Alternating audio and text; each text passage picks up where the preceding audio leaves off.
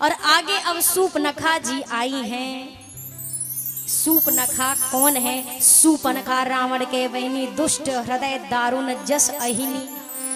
सूपनखा पहुंची, पंचवटी सो गई एक बारा, देख विकल भई जुगल कुमारा। सुंदर सा रूप बनाया, राम जी के पास पहुंची और जाकर कहती है, तुम सम पुरुष न मो सम, न आपके जैसा इस संसार में कोई पुरुष है और न मेरे जैसी। तो राम जी देख रहे हैं किशोरी जी की तरफ और बात कर रहे सूपनखा से। तो देवी ये कहने का तात्पर्य क्या? सूपनखा ने कहा जब इतना संजोग बना है तो एक काम ना कर ले क्या? शादी कर लेते हैं, आप हमसे विवाह कर लो। राम जी ने कहा अच्छा। सूपनखा आगे क्या कहती है कि मैं तीनों लोगों में भटकी पर मुझे मेरे लायक कोई मिला नहीं। आपको देख करके मेरा मन थोड़ा सा माना है, थोड़ा सा राजी हुआ है, तो इसीलिए आप मुझसे विवाह कर लो। राम जी ने सोचा हमें देख के थोड़ा सा माना है, मतलब हमसे अच्छा कोई मिलेगा तो चट्टाई पट्टाई चली जाएगी। सही बात है कि नहीं? और उसी देखिए प्रत्यक्ष प्रमाण है। राम जी ने कहा अच्छा हमें देख के तो तुम थोड़ा सा मानी और हमसे भी सुंदर कोई हो तो? सूपनखा ने कहा तो फिर हम उसके बारे में विचार करेंगे। राम जी ने कहा वो देखो सामने जो गोरे गोरे दिख रहे हैं ना, हम तो थोड़ा सा काले हैं, काले नहीं बिल्कुल करिए ही हैं, वो सामने जो दिख रहे हैं। अहै कुमार मोर लघु। कुमार का दो अर्थ होता है, मार का अर्थ होता है कामदेव, मतलब कामदेव को भी लज्जित करने वाले जैसा रूप है उनका, उनके पास जाओ। अथवा कुछ लोग यह अर्थ लगाते हैं, राम जी ने कहा कि जैसे तुम कुंवारी हो वैसे वो भी कुंवारे हैं, जाओ देखो। अब पहुंची वहां पे, अब राम जी को छोड़ दिया, पहुंच गई लक्ष्मण जी के पास। आपके भैया ने भेजा है। दूर से पहले देखा ना सूपनखा ने तो सोचने लगी हाँ सही बात है, ये तनिक ज्यादा अच्छे लग रहे हैं, गोरे हैं ना, वो सुंदर तो है लेकिन थोड़ा काले हैं और ये गोरे ज्यादा है, तो ये भी ठीक है, दोनों में से कोई से भी हो जाए, हमें तो ब्याह करना है, बस इतना ठीक। जाके लक्ष्मण जी से कहती है आप हमसे विवाह कर लो। राम जी भैया लक्ष्मण ने मन मन कहा वाह सरकार, अपने तरफ से मुसीबत हमारे तरफ भेज दी, कोई बात नहीं। अब लक्ष्मण भैया सूपनखा की ओर अभी देखा नहीं है उन्होंने और कहते हैं सुंदरी।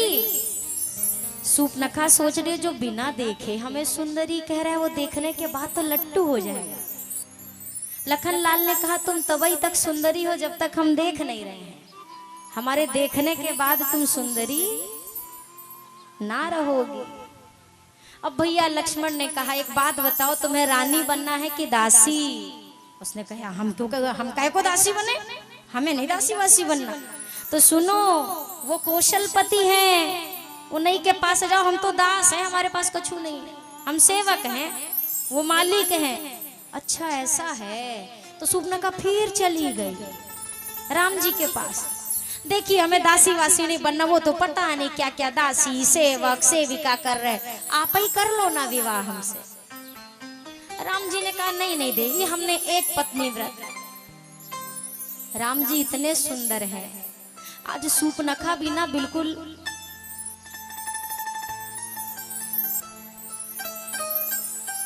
हो तेरी मंद मंद मुस्कनिया, हो तेरी मंद मंद मुस्कनिया पे बलिहार राघव जी, बलिहार प्यारे तेरी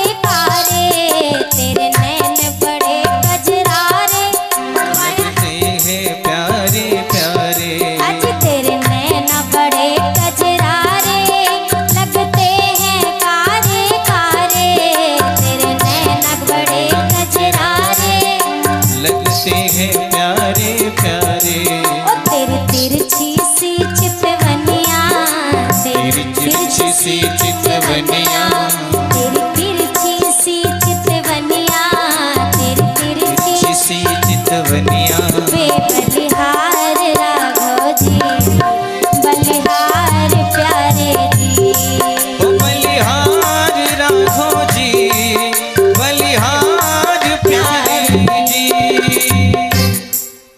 बड़ी तारीफ करिए लेकिन समय कम है ना, तो थोड़ा सा कम हम कर रहे हैं।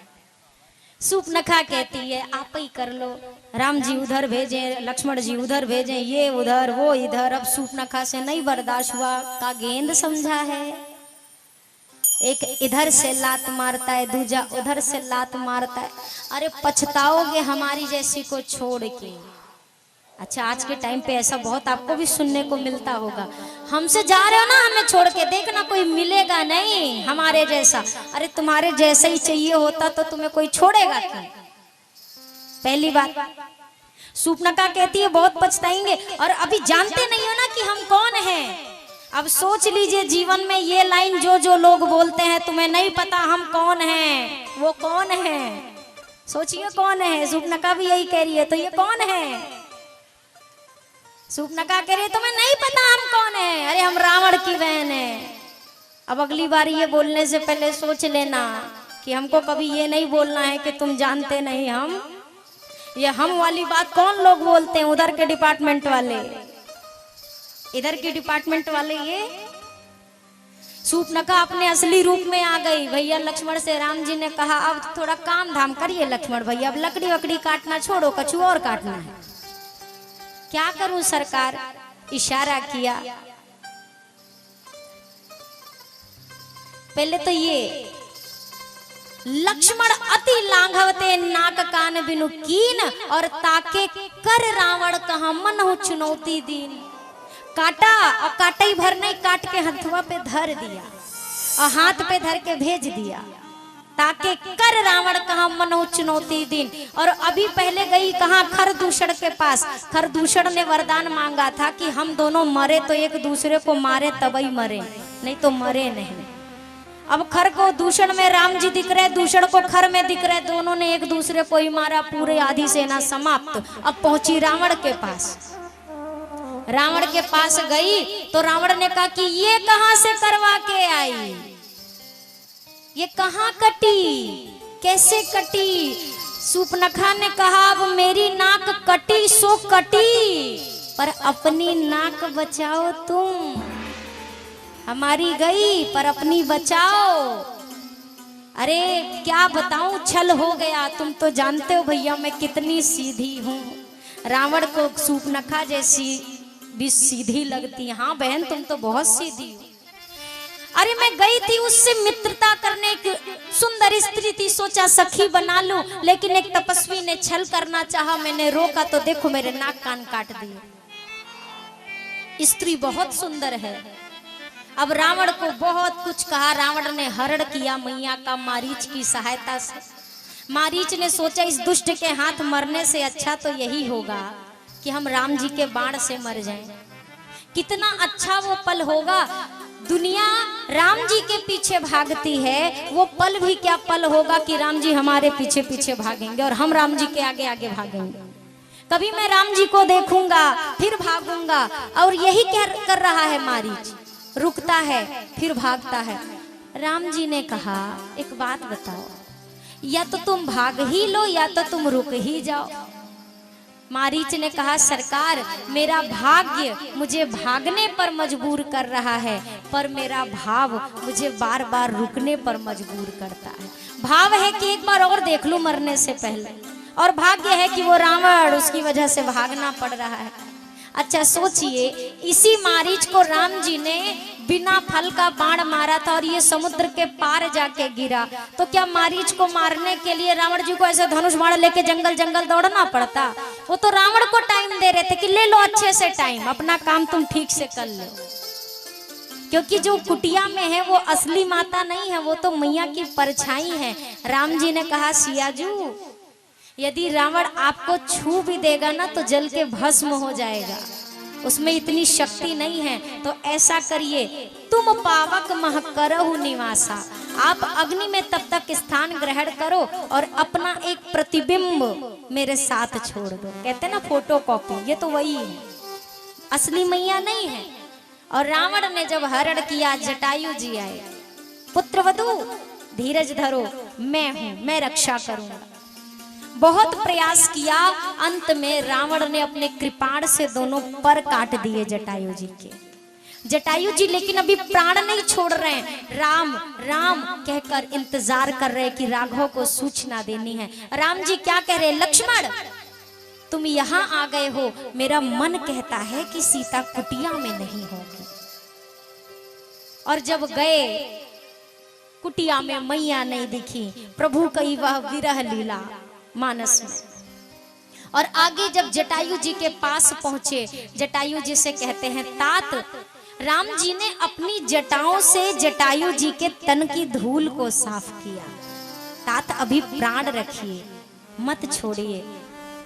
जटायु जी कहते हैं, प्रभु साक्षात भगवान ने मुझे गोद ले लिया है। गोद लेने का दो अर्थ होता है। गोद लेने का एक होता है ना, एक नियम होता है कि गोद ले लो तो सारी संपत्ति का अधिकारी वो हो जाता है जिसको गोद ले लो।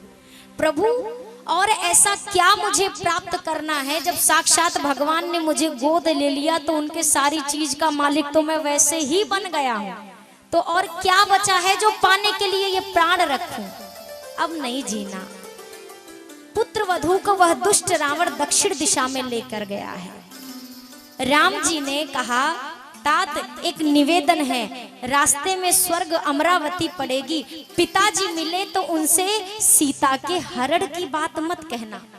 यदि मैं सच में राम हूं तो रावण अपने खानदान के सहित आकर खुद ये बात पिताजी से कहेगा कि हमने आपकी पुत्र वधू का हरण किया ना, तो आपके बेटा ने हमारा पूरा खानदान समाप्त कर दिया।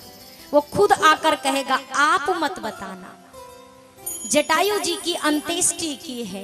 न रोए वन गमन पर श्री पिता की वेदनाओं पर, उठाकर गीध को निज गोद में आंसू बहाते हैं। यही सब ग्रंथ कहते हैं, यही सब वेद गाते हैं, न जाने कौन से गुण पर दयानिधि रीझ जाते हैं। पता नहीं कौन सी चीज हमारी उन्हें पसंद आ जाए।